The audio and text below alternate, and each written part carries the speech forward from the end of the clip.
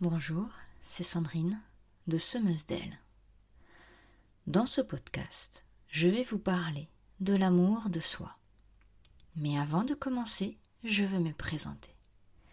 Je suis thérapeute et j'aide les femmes qui ne se sentent pas à leur place à se reconnecter avec qui elles sont vraiment pour retrouver l'harmonie en elles. Qu'est-ce que l'amour de soi ?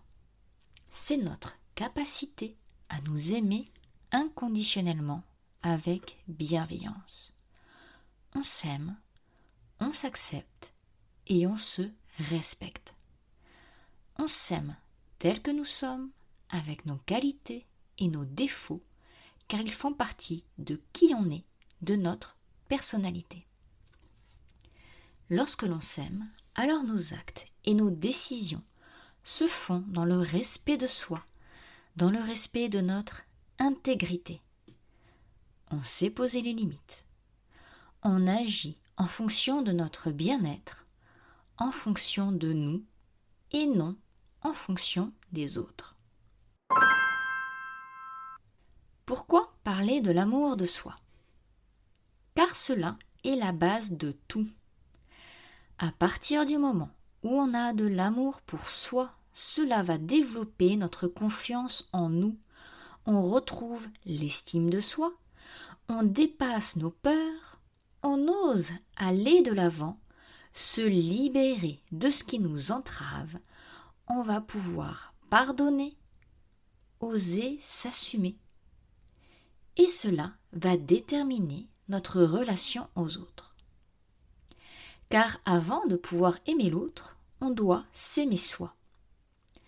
Oscar Wilde a dit « S'aimer soi-même avant d'aimer les autres est l'assurance d'une longue histoire d'amour. » Si on ne s'aime pas, si on ne s'accepte pas, on aura du mal à aimer l'autre, à l'accepter.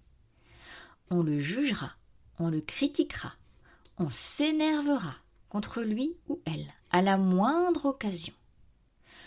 On peut également tomber dans la dépendance affective.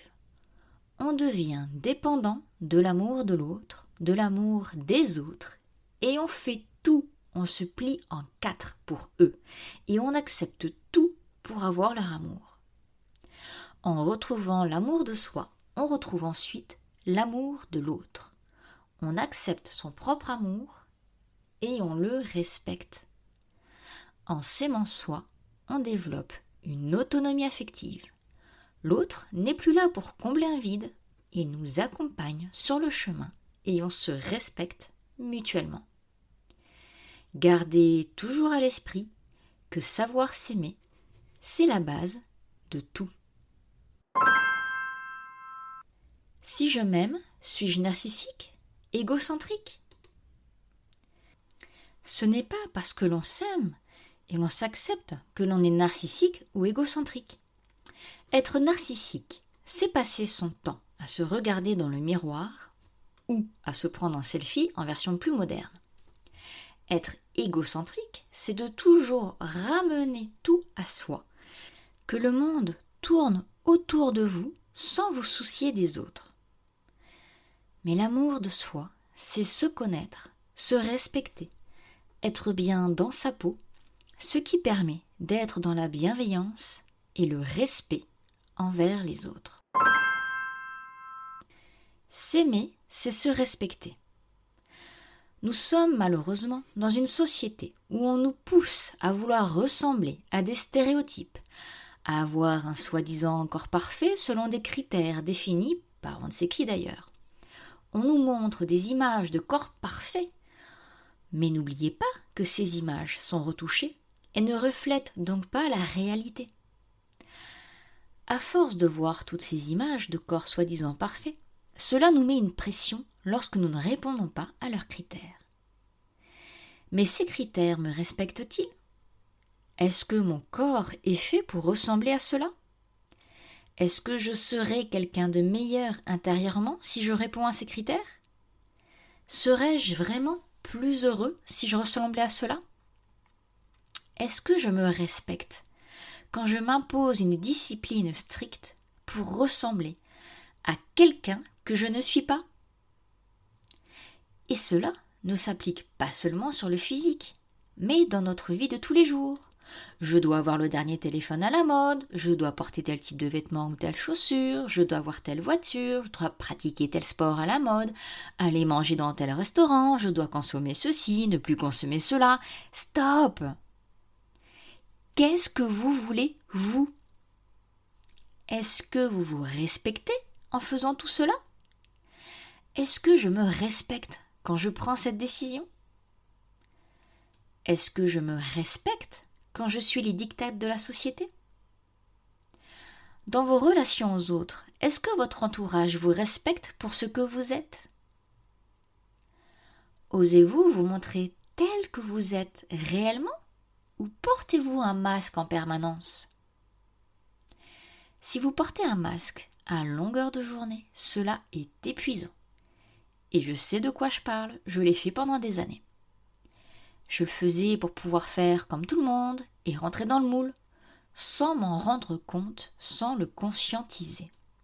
Cela s'est fait au fil du temps et des années. Mais au final, je me suis perdue. Cela ne me correspondait plus. J'avais oublié qui j'étais intérieurement et j'étais en décalage entre ce que j'étais et voulais être au plus profond de moi et ce que je faisais dans ma vie de tous les jours. Je ne me respectais pas.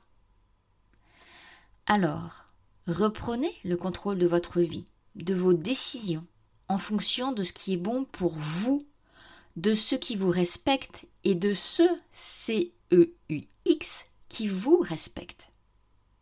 Et si vous devez perdre des relations au passage, eh bien tant pis, c'est que ces personnes n'étaient pas les bonnes pour vous. Par contre, vous verrez que la place que vous aurez fait en faisant le ménage vous permettra de rencontrer de nouvelles personnes qui vous correspondent beaucoup plus, qui sont alignées avec vos valeurs et qui vous respectent pour ce que vous êtes vraiment, sans filtre et surtout sans masque. S'aimer, c'est être bienveillant et tolérant envers soi-même. Pour la majorité, nous sommes hyper exigeants envers nous-mêmes. On se met la pression pour ressembler à un modèle que l'on idéalise. On veut être parfaite. Et quand on ne fait pas ce qu'il faut par rapport à ce modèle de perfection, on s'en veut, on se critique, on se juge, on se trouve nul, incapable. Et on rentre dans le cycle infernal de la dévalorisation. Combien de personnes et de femmes se retrouvent en burn-out pour avoir voulu suivre des modèles de perfection?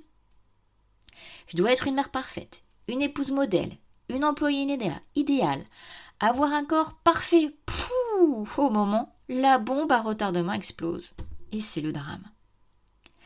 Alors, par pitié, jetez ce bâton avec lequel vous vous auto-flagellez tous les jours. Arrêtez d'être aussi dur avec vous-même. Arrêtez de vous maltraiter de la sorte. Arrêtez de vous détruire à petit feu. Alors, soyez bienveillante avec vous-même. Soyez tolérante envers vous-même. Nul n'est parfait. Arrêtez de croire ceux qui vous disent qu'ils le sont. Ils me font penser à la série Desperate Housewives avec leurs beaux sourires, leurs vitrines.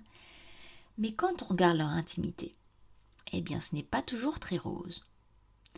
Ça me fait penser aussi à la phrase « Faites ce que je dis, pas ce que je fais ». Acceptez vos imperfections, acceptez vos défauts et transformez-les en force. Ce sont ces défauts qui font que vous êtes unique. Et si vous faites des gaffes, des erreurs, riez-en. Vous verrez, cela fait un bien fou. N'oubliez pas que l'on apprend de ses erreurs. Nos erreurs nous font grandir. Elles nous font nous remettre en question. Elles nous font évoluer. On dit souvent « je ne suis pas une machine ».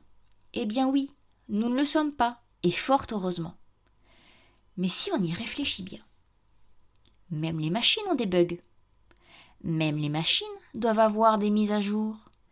Car si elles n'ont pas de mise à jour, elles deviennent obsolètes, elles ne sont plus aussi performantes, et elles sont remplacées par d'autres machines toutes neuves.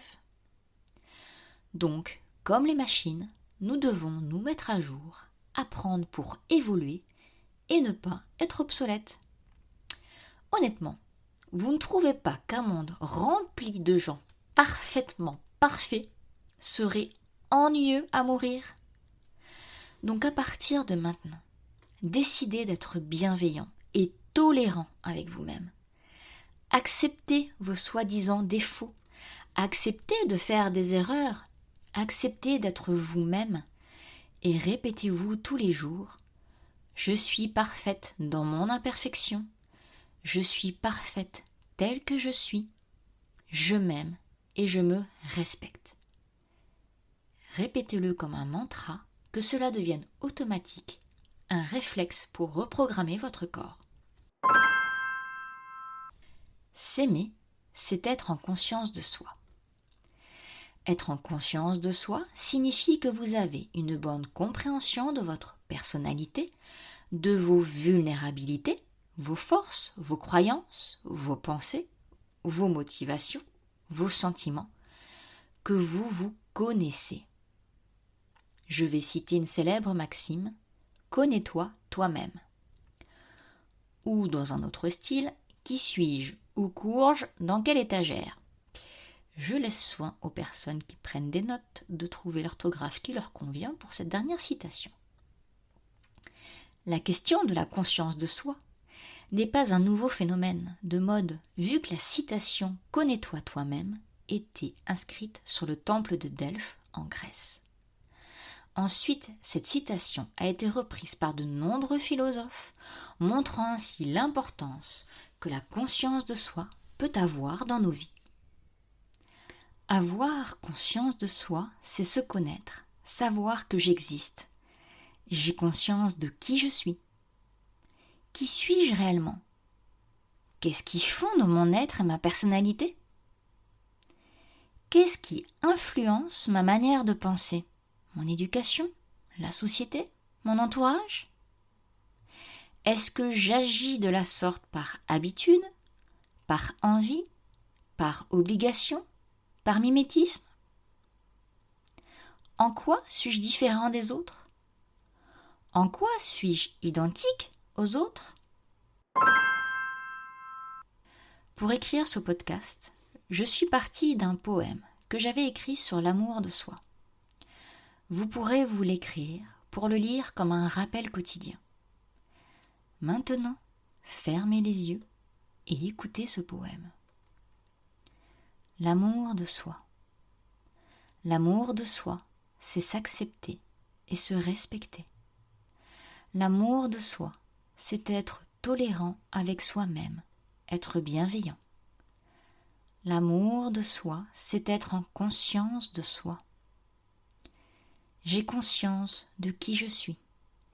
J'ai conscience de ce que je suis. J'ai conscience de ce que je veux. J'ai conscience de ce que je veux être. Je suis un tout et je l'assume. C'est en me connaissant que je peux devenir encore meilleur. C'est en me connaissant que je m'accepte et m'accueille.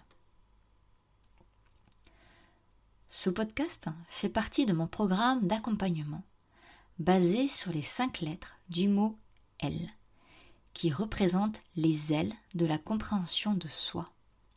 A pour amour de soi, I pour identité, L pour libération, E pour équilibre et S pour savoir.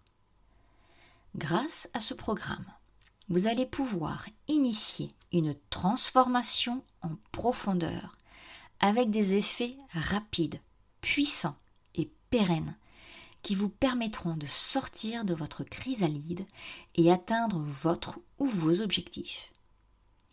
Réservez dès maintenant votre appel découverte de 30 minutes pour discuter ensemble de la façon dont je peux vous accompagner. Le lien pour mon agenda en ligne est disponible dans le descriptif du podcast. Je vous souhaite une belle journée et surtout, aimez-vous.